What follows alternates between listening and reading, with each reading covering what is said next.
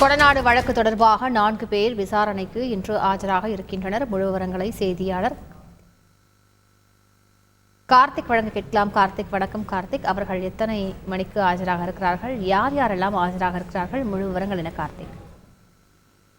வணக்கம். கோடநாடு கொலை கொள்ளை வழக்கு தொடர்பான விசாரணை கோவை சிபிசிஐடி அலுவலகத்துல இன்று சம்மன் அனுப்பப்பட்டு நடைபெற உள்ளது. இதற்காக 4 பேருக்கு நேற்று சிபிசிஐடி போலீசார் தரப்புல சம்மன் அனுப்பப்பட்டிருந்தது. அதாவது கோடநாடு எஸ்டேட்ல நீண்ட காலமாக ஓட்டுநராக பணிபுரிந்த ரமேஷ் மற்றும் முன்னாள் முதலமைச்சர் ஜெயலலிதா அங்க ஓய்வுக்கு வரும் பொழுது அங்க காய்கறிகளை சப்ளை செய்த கோத்தகிரியை சேர்ந்த தேவன் மற்றும் கோவையை சேர்ந்த ரவிக்குமார் மற்றும் கார் எண்களை நம்பர் பிளேட்களை மாற்றக்கூடிய அப்துல் காதர் உள்ளிட்ட இந்த 4 பேருக்கு சம்மன் அனுப்பப்பட்டிருந்தது. அவர்கள் தற்போது கோவை PRS அலுவலகத்தில் இருக்கக்கூடிய சிபிசிஐடி அலுவலகத்திற்கு நேரில் ஆஜராகியுள்ளனர். 4 பேரும் தற்போது ஆஜராகியுள்ளனர்.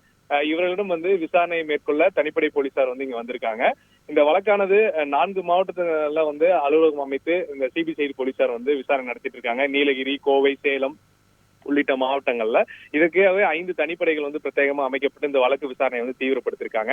ஒரு பக்கம் சிபிசிஐடி போலீசார் விசாரணை நடத்தி கொண்டிருக்கும் போது நிபுணர் குழு அமைத்து கோடநாடு எஸ்டேட் உள்ளிட்ட இடங்கள்ல ஆய்வு மேற்கொண்டு அந்த ஆய்வுகளின் அடிப்படையிலும் இந்த விசாரணையானது மேற்கொள்ளப்பட்டு வருகிறது.